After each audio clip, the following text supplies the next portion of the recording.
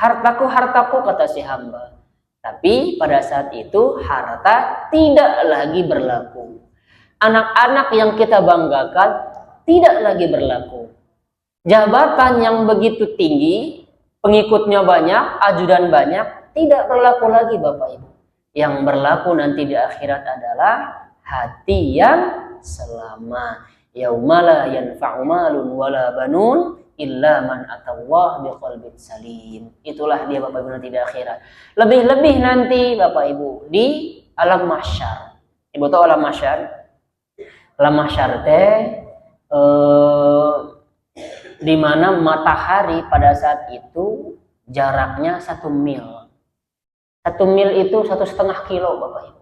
Matahari itu jaraknya 1,5 kilo dari kepala kita. Kalau sekarang jarak matahari kira-kira berapa? Sekian juta kilo lah Bapak Ibu ya, kurang lebih. Kalau kita berjemur 2 jam di terik matahari yang lagi terik-teriknya, kita sehat atau justru sakit? Sakit. Tapi nanti di alam mahsyar 1,5 kilo jarak matahari itu Bapak Ibu. Maka pada saat itu keringat seseorang tergantung dari amalan.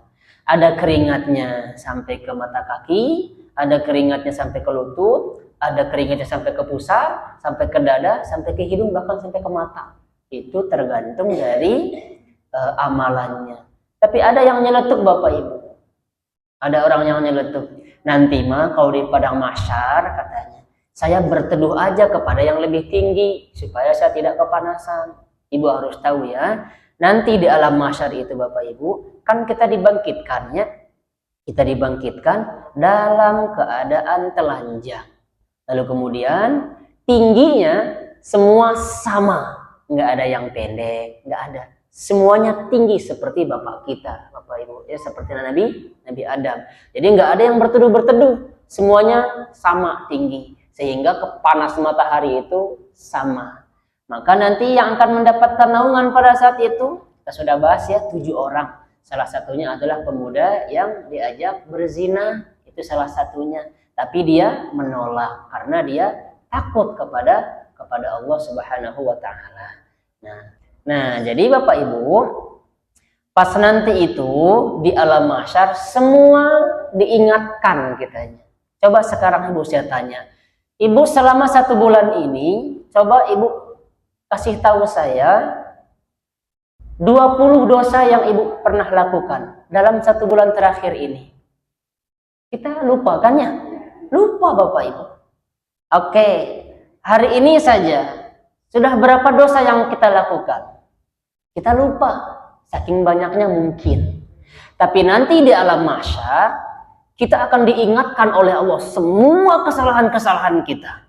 Makanya orang-orang pada saat itu khawatirnya luar biasa, tidak sempat melirik kiri dan kanan, walaupun semua dalam keadaan telanjang, tidak beralas kaki, semua pokoknya telanjang.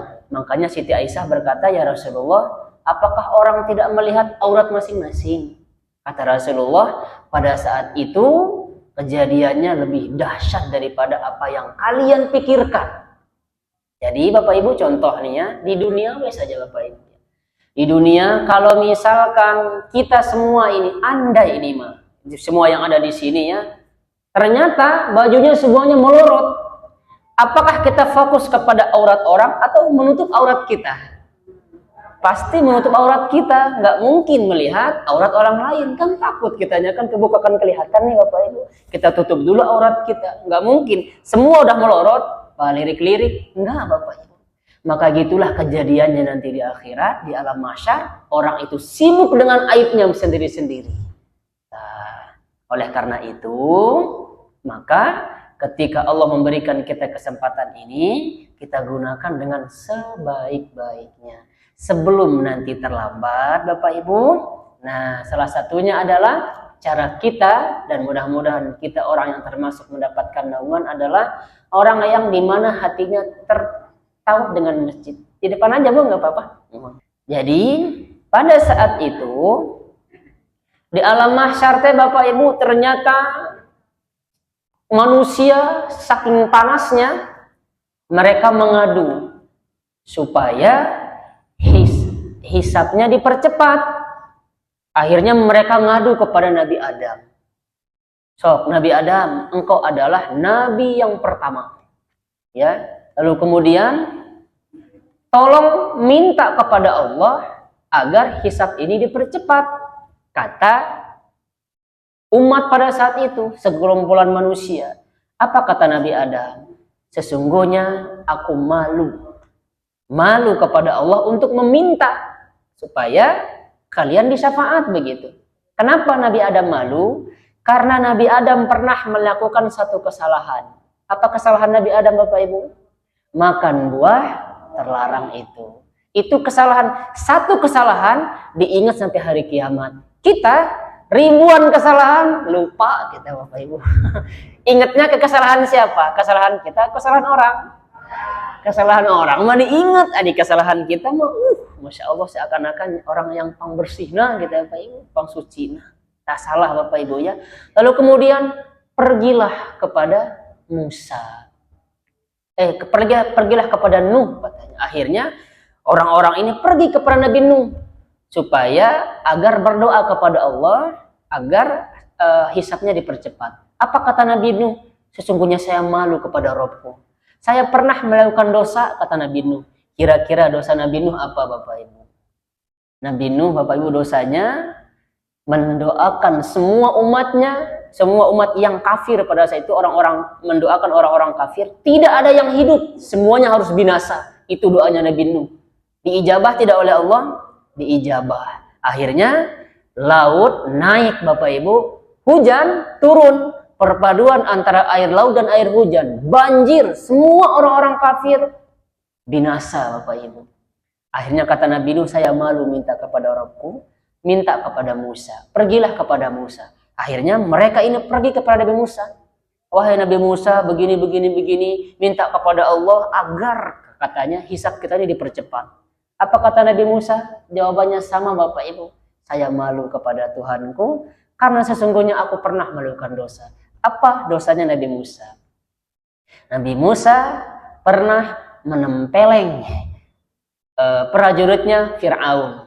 Nggak sengaja tuh Bapak Ibu, ditempeleng, mati langsung Bapak Ibu. Karena Nabi Musa ini tenaganya kuat. Kuat Nabi Musa, Bapak Ibu ya.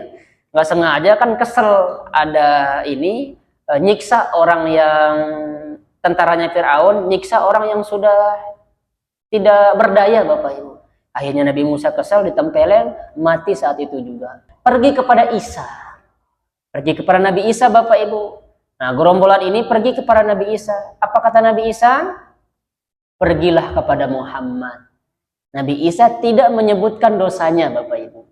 Akhirnya pergi kepada Nabi Muhammad. Kata para ulama kita, kenapa Nabi Musa menyuruh umat ini pergi kepada Nabi Muhammad? Itu karena Nabi Musa malu atas kemuliaan Nabi Muhammad. Dan pada saat itu, Bapak Ibu, ketika Nabi Muhammad didatangi oleh gerombolan ini, beliau bersujud, Bapak Ibu. Beliau bersujud supaya minta kepada Allah agar hisab mereka dipercepat dan Allah memberikan Nabi Muhammad syafaat. Bersujud lama Nabi Muhammad bersujud, Bapak Ibu. Lalu kemudian kata Nabi Muhammad, umatku, umatku. Beliau menyebutkan umatku, umatku, Bapak Ibu, sayang kepada kita. Tetapi sayangnya Nabi tidak sesuai dengan apa yang kita lakukan sekarang. Kita mengatakan sayang, cinta kepada Nabi, tapi tidak melakukan apa yang diperintahkan Nabi. Kita mah hanya sekadar di lisan saja. Tapi faktanya tidak, Bapak Ibu. Rasulullah, Bapak Ibu, sayang kepada kita, padahal Rasulullah tidak pernah melihat kita. Makanya suatu ketika Nabi duduk bersama para sahabat. Saya rindu kepada saudaraku, kata Nabi.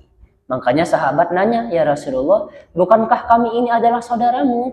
Kata sahabat, bukan, kata Nabi. Kalian ini adalah sahabatku. Adapun saudaraku adalah nanti di akhir zaman mereka tidak melihatku, tetapi mereka beriman kepadaku. Ini kita termasuk orang yang beriman kepada Nabi, Bapak.